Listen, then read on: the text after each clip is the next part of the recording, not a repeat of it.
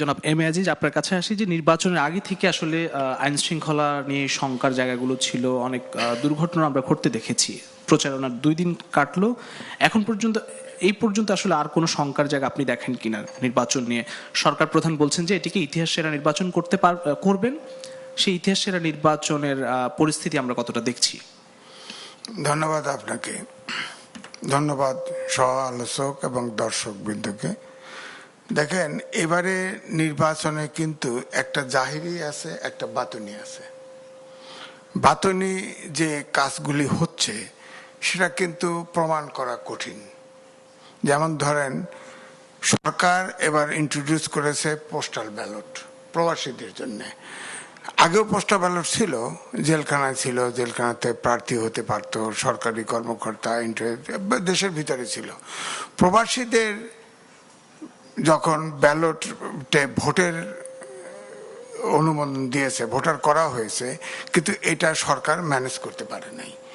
এখন এই ব্যালট পেপারের ভিডিও ছড়িয়ে গেছে, আমার কাছেও ভিডিও আছে। তো এইটা বিএনপির তরফ থেকে আপত্তি দেওয়া হয়েছে। তখন বলা হয়েছে যে কারেকশন যেভাবে করার চেষ্টা করা হয়েছে, যে প্রত্যেক সেন্টারে যেভাবে আলাদা আলাদা ব্যালট পেপার হয়, এই ব্যালটগুলো আবার নতুন করে পাঠানো হয়েছে এবং সেগুলো এসেও গেছে। এখন প্রশ্ন হচ্ছে, এই ব্যালটগুলো যে প্রপারলি আসছে এটা কি করে বুঝবো?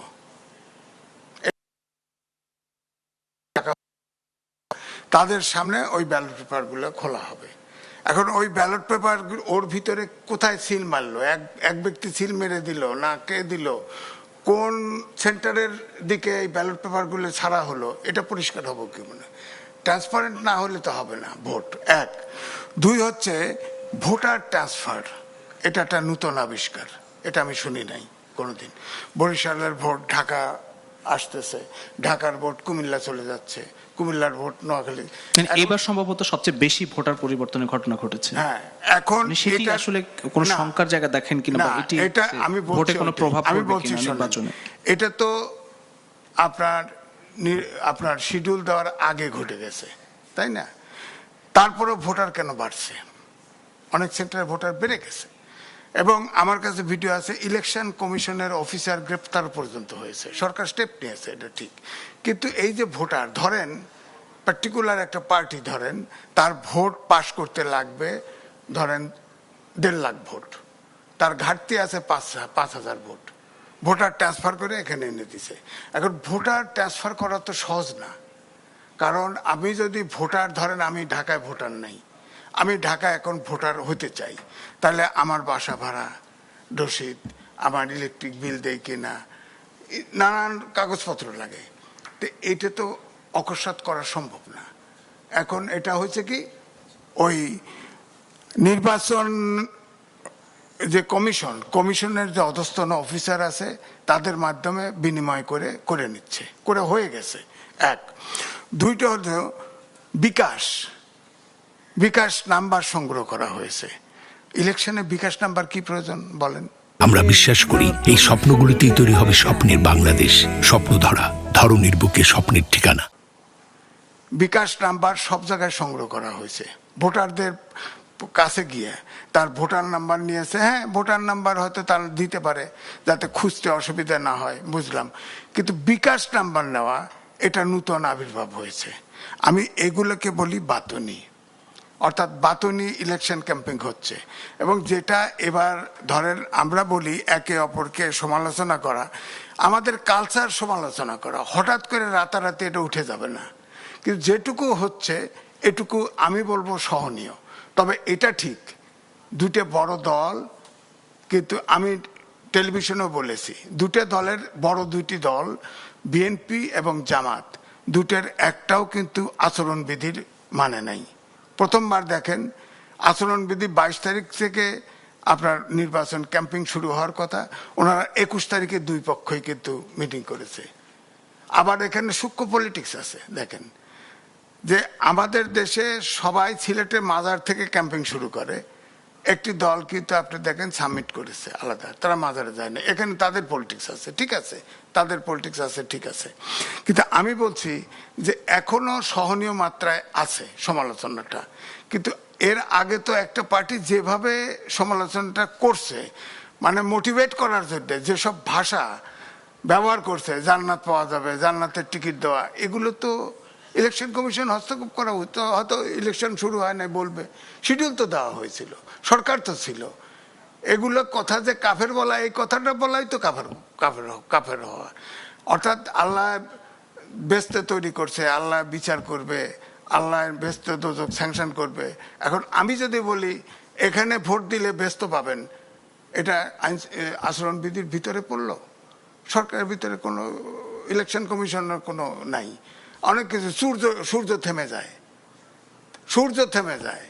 আপনার প্রশাসন, আইন শৃঙ্খলা বাহিনী সব নিয়ন্ত্রণে নিয়ে আসতে হবে। এনসিপির এক প্রার্থীর বাপ বলছে, আমার ছেলে অভ্যুত্থানের নেতৃত্ব দিয়েছে, প্রয়োজনে 11টা খুন করবে, তারপরও সে এমপি হবে। আর উল্টা আমি বলছি যে এই ধরনের পাগল শুয়ার যদি সংসদে ঢোকে, এক শুয়ারই তো তছরছ করে দেবে সংসদ। এটাকে ফেল করানো উচিত। এবং তার দ্বারা আপনি দেখেন সে টাকা পয়সা দিয়ে দিছে। ব্যাংক, আপনার বলি ব্যাংক যারা ডিফল্টার অধিকাংশরে ছেড়ে দিছে, তার প্রতিদ্বন্দ্বী কিন্তু ছাড়া পায় নাই, কোর্ট থেকে খারিজ করে দিছে। তো তাহলে কি সব জায়গায় সমস্যা? আমার কথা হচ্ছে যে আপনি ব্যাংক ডিফল্টার, দ্বৈত নাগরিক সবাইকে খালাস করে দিলেন, দিয়েই দিলেন, প্রায় নমিনেশন দিয়ে দিয়েছেন, আইনে আছে, পরিষ্কার আছে, সংবিধানে আছে, এটা একটা সাংবিধানিক সরকার। যে ব্যাংক লুট করে, যে দ্বৈত নাগরিক, তার এমপি হওয়ার খাস কেন? তাকে আপনারা অ্যালাউ করেন কেন? সে যে দলই হোক, অ্যালাউ করেন কেন? বাতিল করলেন না কেন? আবার বাতিল করলেন যদি ছেড়েই দিলেন, আর একজনকে আটকায় রাখলেন কেন? এনসিপির এক নেতার জায়গায় তাকে এমপি বানাইতে হবে। এই জন্য ডক্টর মোহাম্মদ ইউনূস বলেছে না, তরুণদের অনেকেই জিতবে, অনেকে মন্ত্রীও হবে। এটাতে কি বোঝায়? এই জন্য আমি বলছি এটা আসলে কি বোঝা যায় একটু, মানে এটা কি লেভেল প্লেইং ফিল্ড থাকবে? এইটাই তো আমি বলছি। এইগুলো হলো নূতন এডিশনাল। আমি বলছি এই জন্য আপনাকে এটা নিয়ে তর্ক করতে পারবেন। গণভোটে যেমন হামলায় পড়ছে, পুরা প্রশাসন হামলায় পড়ছে, গণভোটে হ্যাঁ ভোট দিতে হবে। হ্যাঁ ভোট তো কেউ না করে নাই। বিএনপির পক্ষে তো ডক্টর স্ট্যান্ডিং কমিটির মেম্বার নজরুল খান ইলেকশন কমিশনে দেখা করছে, সে এসে বলছে হ্যাঁ ভোটের পক্ষে আছে। ধরেন হ্যাঁ ভোট পক্ষে হ্যাঁ এবং না আছে, কেউ হ্যাঁ দিবে, কেউ না দিবে। আপনি যে বিষয়ে গণভোট হয় সেটা আপলোড করেন। এখন ধরেন সরকার যদি পুরো ব্যবস্থা, সরকারি ব্যবস্থাপনা হামলায় পড়ে হ্যাঁ ভোটের পক্ষে, এসসি, এসপি, ডিসি, ইএনও এরা ইলেকশন করবে না?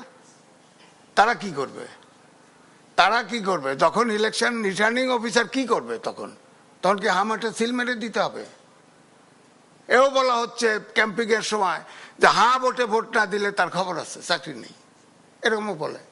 আমি এগুলো ধরলাম না, সরকারের পক্ষ তো আর বলে নাই তো। কিন্তু সরকার যে এই যে না ভোটালারও, ধরেন আমি বিজ্ঞানের ছাত্র, আমার কাছে দুর্বোধ্য হ্যাঁ ভোট না ভোট। এটা সাংবিধানিক সরকার, আদেশ দেওয়ার এখতিয়ার তো প্রেসিডেন্টের নাই, চিফ ইলেকশন প্রধান উপদেষ্টারও নাই।